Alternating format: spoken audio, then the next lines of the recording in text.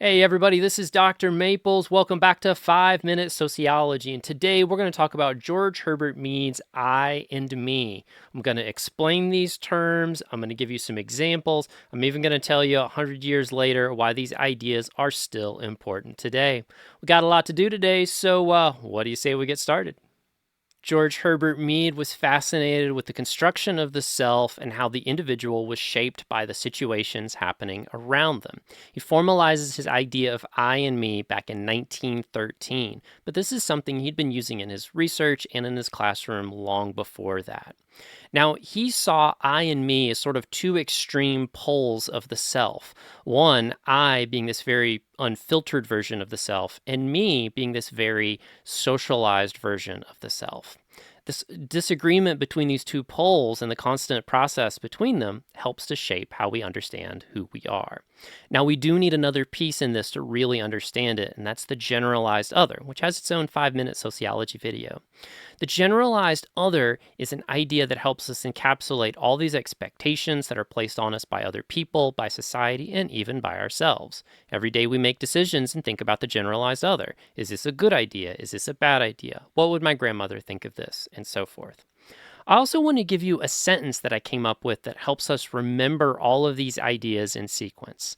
I make decisions based on what generalized others expect of me. We're going to use that more in just a moment. So let's put these terms together, starting with the me. Remember, the me is this social self, this curated, filtered version of the self, this exactly what society expects of me kind of self. And the me is put into situations based on what the generalized other expects of it. These situations, however, are part of a decision making process that requires the I to make the actual decision. The I, as you'll recall, is this unfiltered version of ourself that may show all sorts of emotions that we wouldn't necessarily expect to find in the me.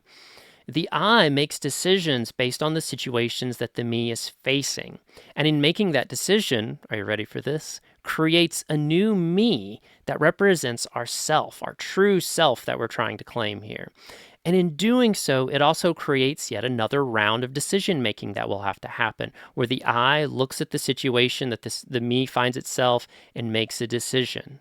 I make decisions based on what generalized others expect of me. Let's get some examples. Let's do two quick examples involving students. First, let's pretend a student has to go to court because they broke the law. Not that you'd ever do that. Now, in this situation, the student's me would understand that there are certain expectations put upon them by the generalized other. This includes talking to the judge a particular way, we speak when spoken to, we follow the rules, we dress nicely, and so forth. In this situation, however, it's the I that makes the decision, and the I is considering the situation in which the me is in. Now, this decision the I makes could be to have total rage at the judge and scream in anger and be found in contempt and put into jail. And in that situation, the me is now in this new situation of figuring out, what do I do now that I'm in jail? Or maybe the I makes a different decision and chooses instead to be nice and respectful to the judge and try to get out of this situation. And maybe in that situation, they get out of the charges, and their big issue is the me figuring out where they're going to have dinner that night, although the I would actually make that decision for it. Now, in another example, let's think about the process of choosing a major.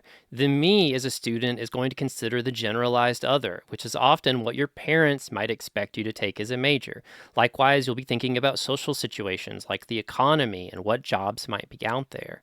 But then it's the I that makes that decision. Is the I going to adhere to those social expectations, or is the I going to choose what interests them? Maybe they want to take underwater basket weaving as their major. And if the I decides that, the me is now in this new situation of trying to address that. Another great example of I and me in action. I make decisions based on what the generalized others expect of me. I and me forms an early sociological cornerstone as we continue to explore, even today, this relationship between the individual and all the stuff happening around them, as well as the expectations of the generalized other. And I will point out, this is one of those very rare ideas that pops up in multiple disciplines. It's in psychology, philosophy, and sociology, to name three and possibly more. Can't say that about many ideas. All right, folks, I'm probably over time. This is 5 Minute Sociology. I'll see you next time. Take care.